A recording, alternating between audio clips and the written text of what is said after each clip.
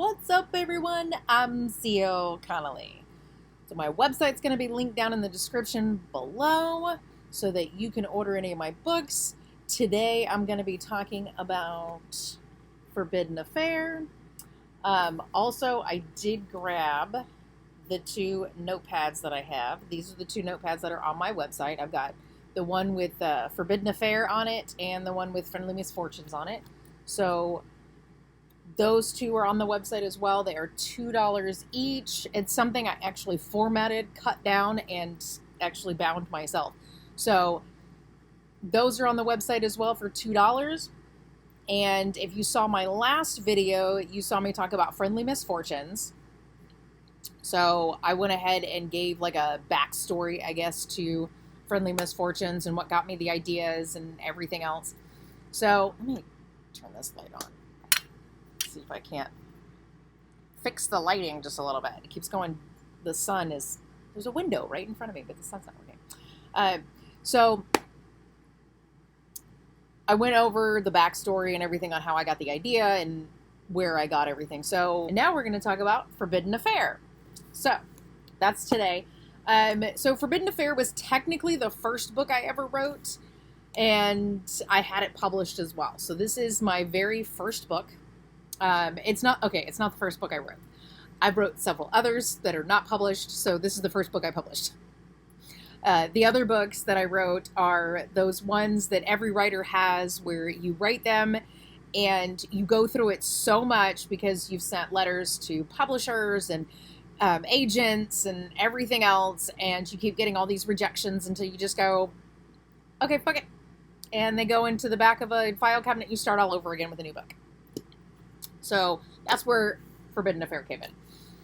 I have several other books. I believe I have a video that actually talks about those books that are in the back of a file cabinet somewhere that I will probably never even look at again.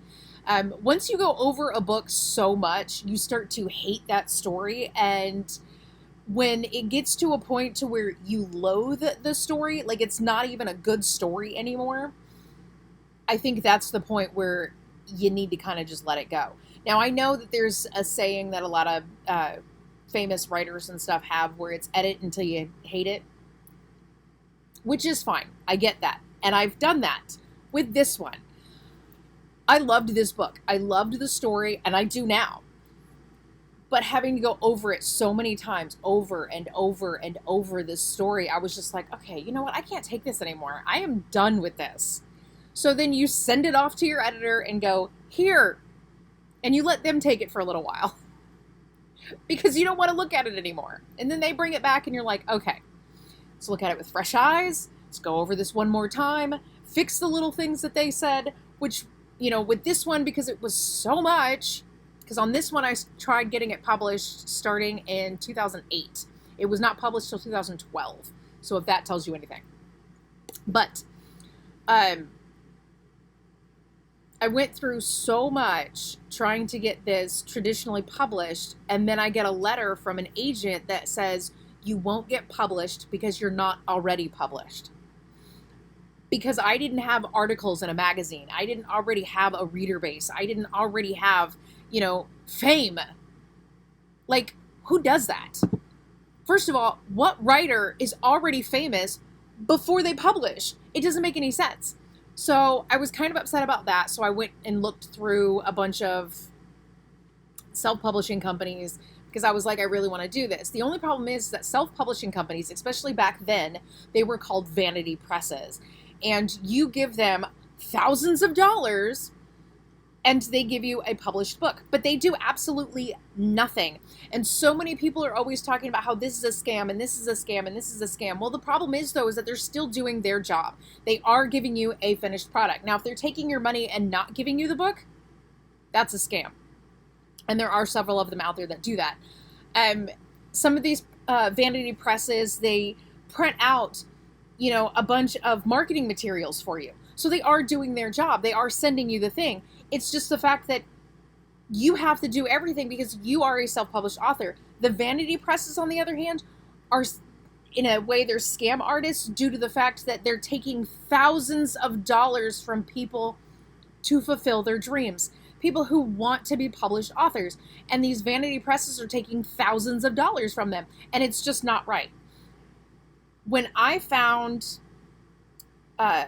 Create Space and Lightning Source, I was so happy that there was a printer that would actually print my books. But then, of course, I'd still have to do the rest of it myself, which I knew. And I was okay with that. So that's beside the point. But I got through that. I literally had published it like myself through Office Depot because they had one of those machines where it would glue the binding. So I printed the pages out. I had them glue the binding. I cut it down. I made like 3 or 4 copies or something like that. I still have one of those, but they're in storage. And I, made the cover from Microsoft Word clip art. Because at the time, I did not know how to use Photoshop, so I was just going with what I had, and I thought it was a great idea. Of course, this was like 2009, 2010, somewhere around there. 2011, I started working in a print shop for, at a office supply store, and I learned how to use Photoshop. So now I can use Photoshop. I pretty much can do anything and everything with Photoshop, and I do my own book covers now. But going back. So, with Forbidden Affair, I was listening to the radio, okay? I'm in my car, I'm listening to the radio, and there is this story that comes up. My cat is trying to get up here. Will you stop? You're going to scratch me. No, don't grab my shirt. Okay, I have to pull her up here. She's going to keep on bothering me. So,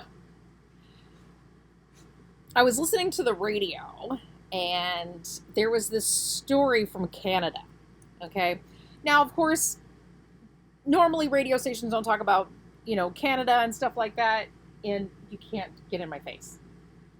But I think the story was just ridiculous all on its own, and that's the reason why they were talking about it. And, okay, so apparently there was left feet that kept washing up on the shores of their beaches. It was always a left foot, and the foot was inside a running shoe. And the radio DJ said that the Royal Canadian Mounted Police were trying to figure out who the feet belonged to. Now, of course, in my head, I'm imagining the RCMP putting ads in the paper asking if anyone was missing a left foot, right? To contact them for identification. Because they were trying to identify who the feet belonged to. And it was the way that the radio DJ actually told the story where that's exactly what I'm seeing in my head. Like, they're just going, excuse me, if you're missing a foot, I think we have it. That's just the way that he told the story, because he said that they were trying to figure out who the feet belonged to. And it just made it sound like there were live people out there missing their left foot. Like, all of a sudden they woke up and they were like, shit, I'm missing a foot, So, to me, that's how it sounded. And I was like, this is absolutely ludicrous. But it was funny, so I immediately thought, a serial killer who amputates body parts from his victim and then just disposes of the body part, but not the victim. Right? So what if the killer collected body parts, but instead disposed of the victim? Right? Now, of course, in the whole case of the foot and stuff like that, it's more of the fact that I don't know what that killer was thinking in any way. We don't even know where the foot actually originated from, because where it washed up, it could have been from anywhere in that ocean.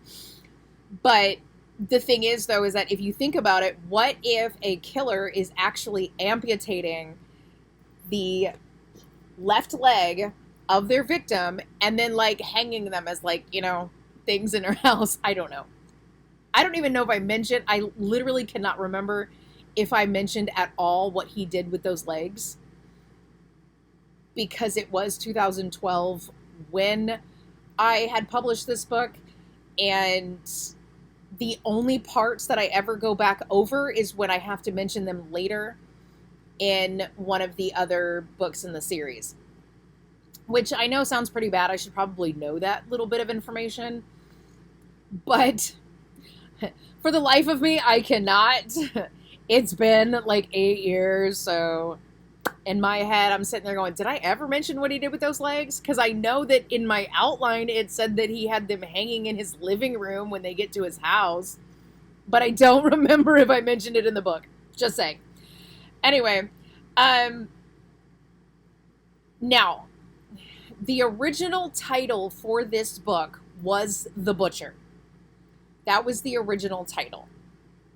And it was mainly because that's who the killer was, but I didn't want to give too much emphasis on the killer. And I don't think that, especially in a lot of these true crime stories, a lot of them try to put more emphasis on the victims because they're the ones who need to be remembered and not the psychopath who actually hurt these people. Like, it doesn't make any sense. So I wanted to put more focus on the main character. And in Forbidden Affair, yes, I understand that the title is kind of like a romancy type of title, but there's little snippets where the title is actually referenced, and it's a little creepy in the way that it's referenced. Let me put it that way. So it turned something that was supposed to be like a romance novel title into something completely and totally creepy. So to me, I think I did my job with that. And I absolutely love the fact that that's exactly what I did with it. I took something that was like, oh, it's a forbidden affair. And I turned it into, oh God, it's a forbidden affair. Ugh, you know?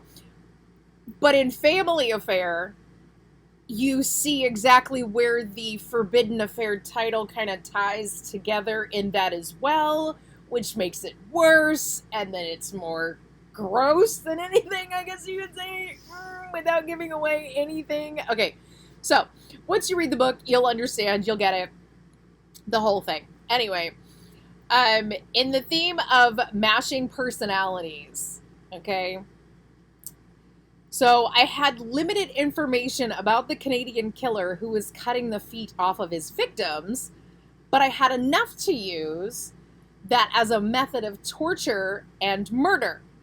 You know, I mean, think about it. He's cutting off their feet. Maybe he's cutting them off and they're bleeding out. So, in essence, that's exactly what's happening. He's cutting off their legs, waiting for the victims to bleed out, and then disposing of the body. But he's keeping the leg. So, once I go from there, I'm like, okay, so the guy's a nutbag who likes to keep legs. So that's in the sense of that, right? And since I don't know who this killer is, or at least I haven't looked lately to find out if they knew who this killer was, I don't really have a whole lot of personality to go on, but that's okay. So moving on to the political narcissist, most killers feel as if they are never going to get caught. And they always have a confidence that they are smarter than everyone else. Now I was like, oh, I'm the smartest one in the room. Like, they could be at any one of the crime scenes and nobody could pick them out of a lineup because they don't give off that killer vibe, right? I mean, there's people all over the world that you could look at and go, oh my God, I think he's got people in his basement. Just to find out that he's just a normal, you know, I don't know, accountant. He just looks that way. And, you know, he got the short end of the stick because he looks like a creepy dude who probably has people in his basement. I don't know. Anyway, so I needed to find the right politician, but I needed to find one with a scandal. Okay, because I needed one, you know, and with it being 2012, we got, you know, we've got some creepy politicians that have come and gone and are in, you know, current status. So the most memorable one was Bill Clinton. Everybody knows what Bill Clinton did. And then there was the little creepy Uncle Joe Biden in the mix. And that's where the Butcher is. Okay, the Butcher is Bill Clinton's scandal. I did not do it. With a little bit of creepy Uncle Joe Biden who likes to, you know.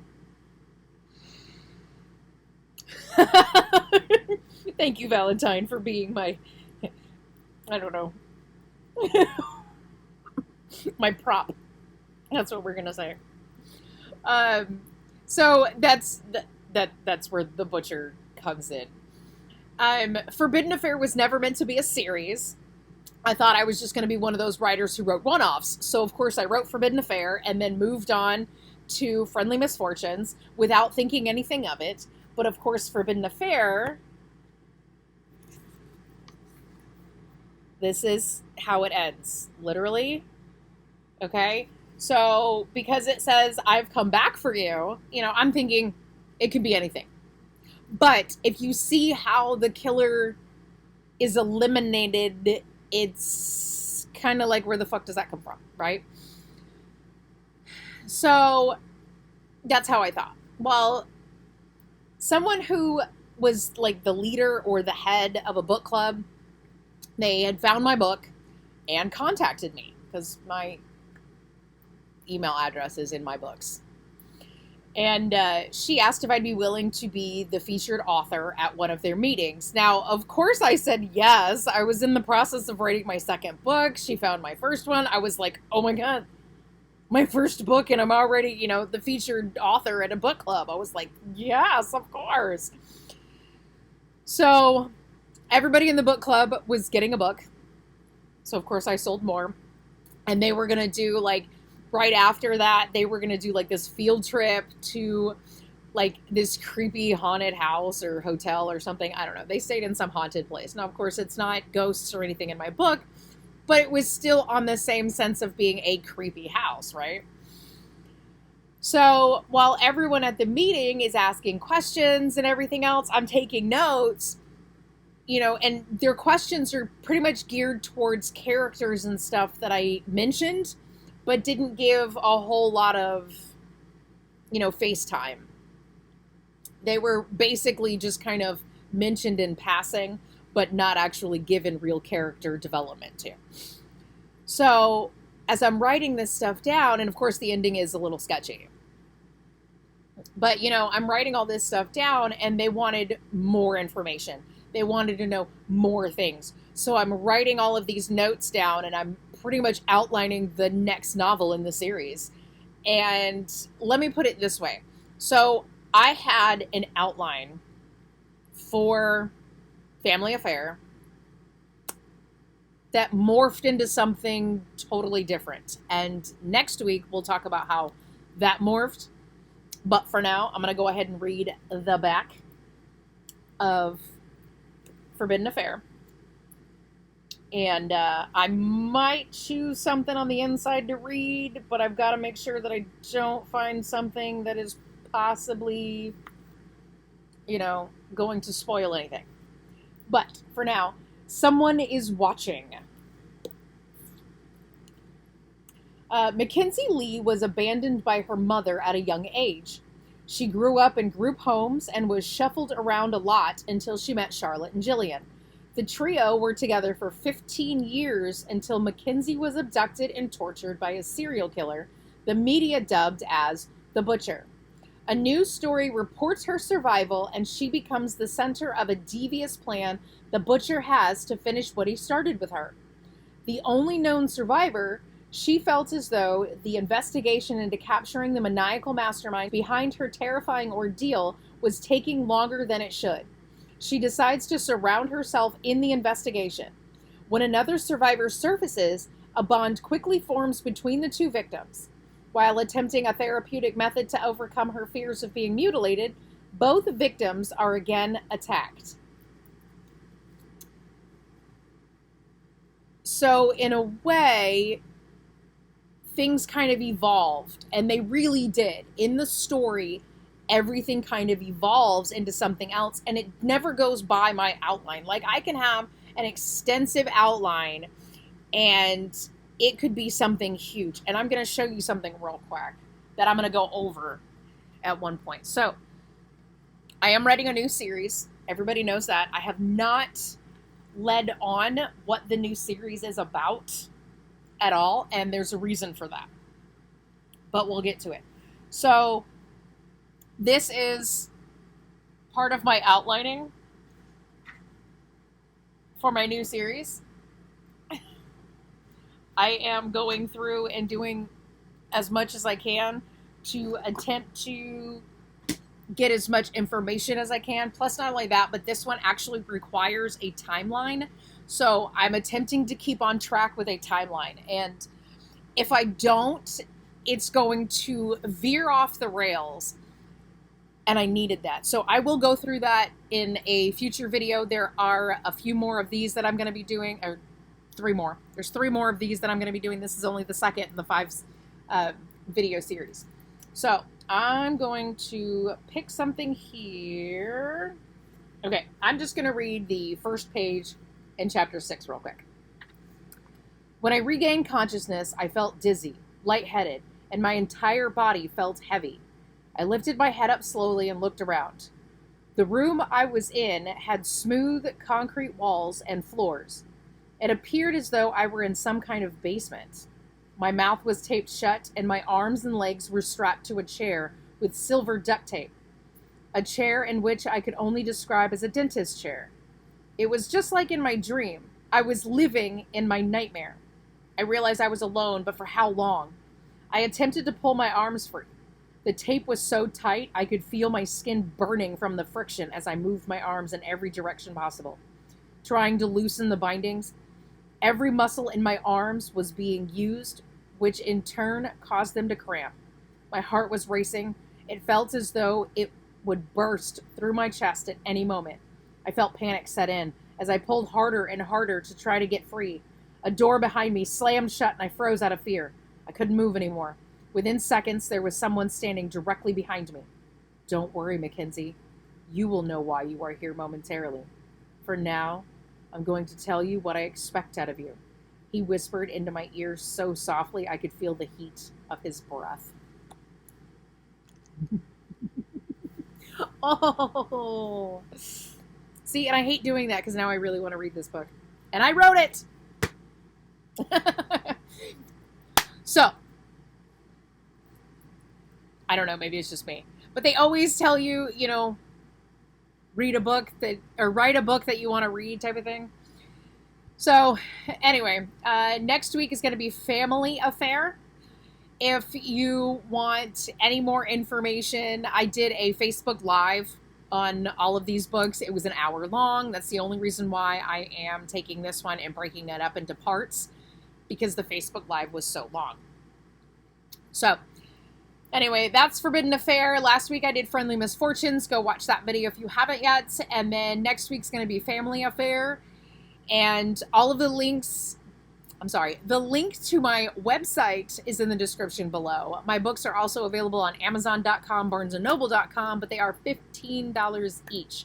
On my website, they are $10, even though you're having to pay shipping and all that stuff. So, but you do get a signed copy when you order from my website. There's also a handwritten note. So that is it for today, and make sure that you are subscribed and hit the notification bell so that you can be notified when my next video goes up. And that's it. Okay, bye!